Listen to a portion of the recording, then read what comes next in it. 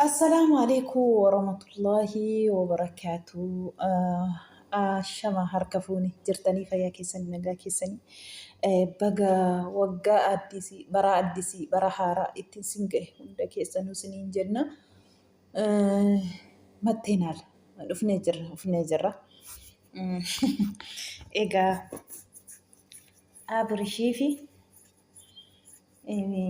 godenya Abrish maal jennaan godenya Abrish jennaan fi Ruutta silaa kaleessa gaa akka jaraatti baalii jara kaleessa inni qaba mana isaa keessaa maatii isaa aalii isaa hiriyaa isaa wajjiniini mana isaa keessa faa jedhee shaashan baafataa fataa jedhee waan qabu gosatee waan qabu hiriyaa isaa waamee waan qabu maatii isaa wajjiniin dabarsa ture. Baay'ee tokko na gaddisiise Ruuttaa jechuudha. Ruuttaatiin baay'ee tokko gadde Ruuttaa argee jechuudha. Ruuttaan egaa mana keessaa iddoo gaafa ulfooteeti takka utuu nagaa hin argatiin jechuudha. Abrishii wajjiniin da'uuf deemti jechuudha.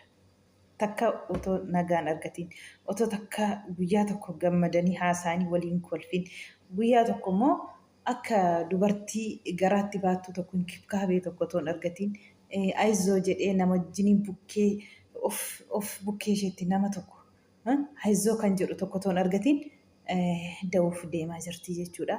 Baay'ee tokko nama gaddisiisa. Sila dubartiin garaatti baattu cinqitii hin barbaaddu. Akka sammuu ishee eeguu qabama. Otoo nama sammuu qabutee dubartiin garaatti baatu tokko akka isheen hin miidhamne akka isheen hin godda'amne gochuu qabaa jechuudha. Maaliif baay'ee tokko nama gaddisiisa. Gizee duraa badeera jechuudha. Jalqaba badee jechuudha. Gizee ofii si jaalladhee jettee sana irraa yaa Ruuttaa koo gizee sana balleessite jechuudha. Argitee?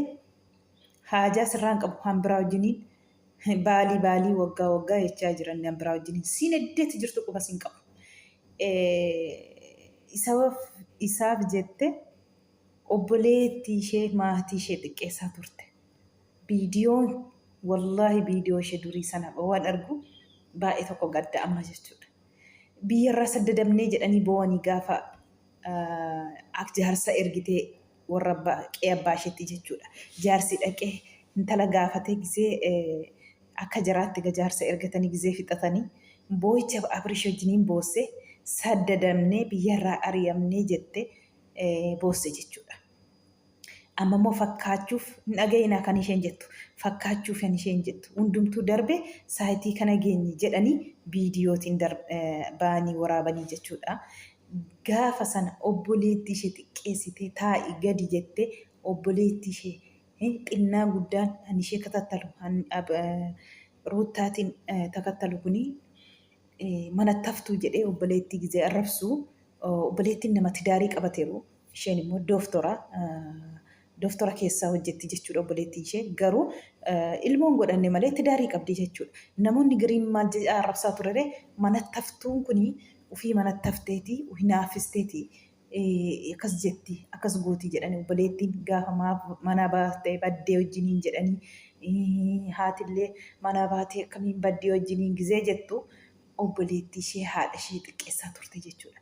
Gaafa immoo haati nagaa wayya jettee gara alaati haati gara Finfinnee deemtee nageenya ishee wajjiniin buustee deebitee immoo obboleettii ishee kana wajjiniin illee Ruuttaan akka nagaa taatu gootee walitti fiddee jechuudha.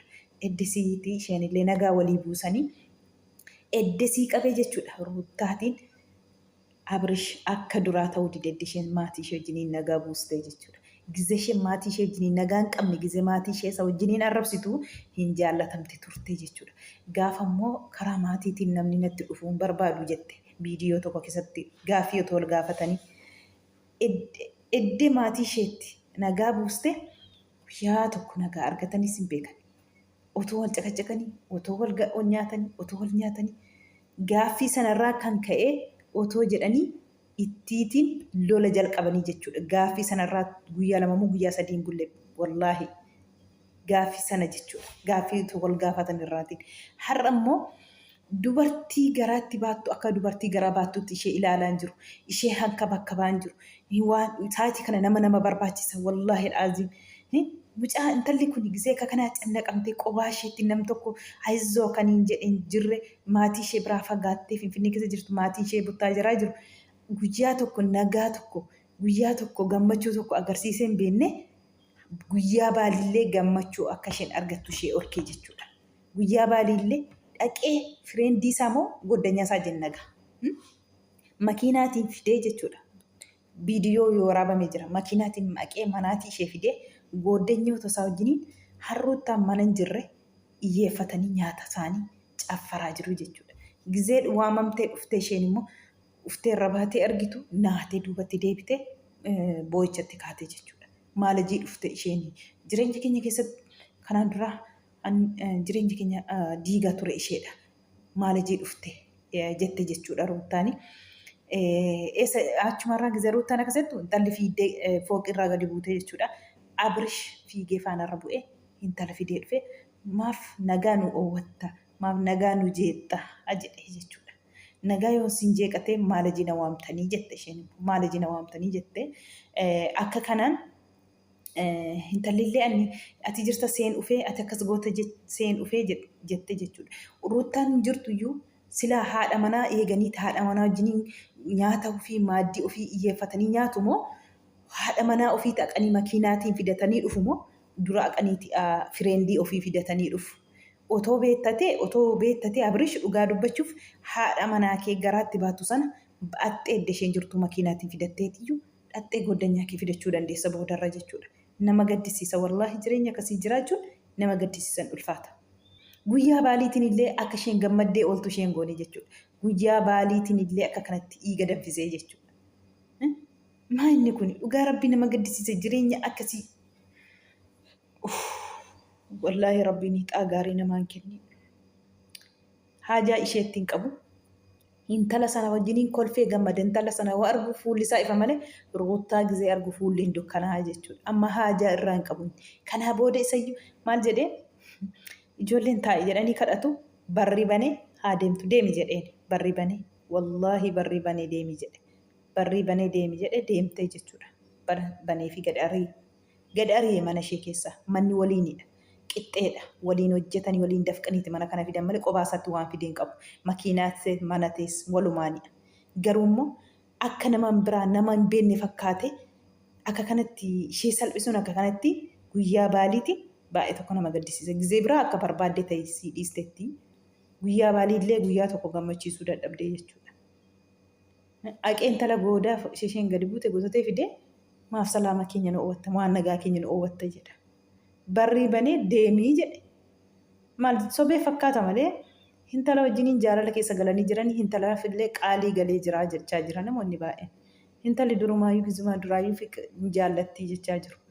Maaliif jireenya ofii qabatanii tidaarii keessa galanii ka'anii yoo kanas lakkafan kiyyara amma ji'a meeqa fixan 9ffaa fixanii 10ffaa keessa jiru takka eddee gaafa ulfaadha jettee himtuuti guyyaa tokko waliin ta'anii beekanii isumaan addaan ba'anii jechuudha. Otoo wal nyaatanii otoo wal jeeqanii har'a jiini har'aare amma ji'a 10ffaa keessa jiru jechuudha.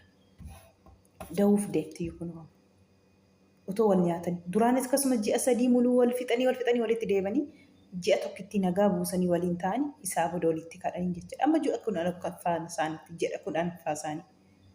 Nama gaddisiisa dhugaa rabbi. Mana kiraa otoo mana qabdu mana kiraa fudhattee mana kiraa keessa galtii jechuudha qobaashee. Saatii kanatti nama barbaachisaa. Dhugaa ganaa dubartii ganaa waan isaa hin beektu reefuudha. Baay'ee tokko nama gaddisiisa dhugaa. Qobaani daangaa darbee tokkittiin nama gaddisiisu. Sagaraatti baattu sanatu nama gaddisiisa.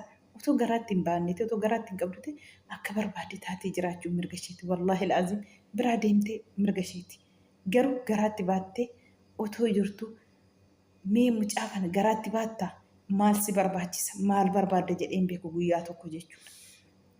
Haa deemtu jedhee barrii baanee gadi akka isheen baatu godhee jechuudha mana keessaatti barrii baneefi otoo gooddanyaan ishee kadhataa jiranii barrii baneefi immoo jechuudha. Nama gaddisiisa. Fakkaatee buluufi malee wajjiniin jiraachuun miti durumaayyuu jechuudha. Kanaafi waan ofii keessatti jireenya ofii keessatti ilaallachuun bareedaadha waan hundaayyuu wallaahi. Dubartii silumayyuu dubartiin mana hin jirre akkamiin kunillee fiidee dhaxxee waliin dubartiin tokko mana keessa hin jirre maaddii iyyeeffatanii guyyaa sumayyuu guyyaa baaliiti. Baay'ee tokko namatti ulfaata nama gaddisiisu. Yoo ofii keessan cafartanii mana ishee keessatti cafartanii nyaattan isin hin gaddisiisu ani isheen hin jirre isinitti hin dhaga'amu goddanyaa maaliiti?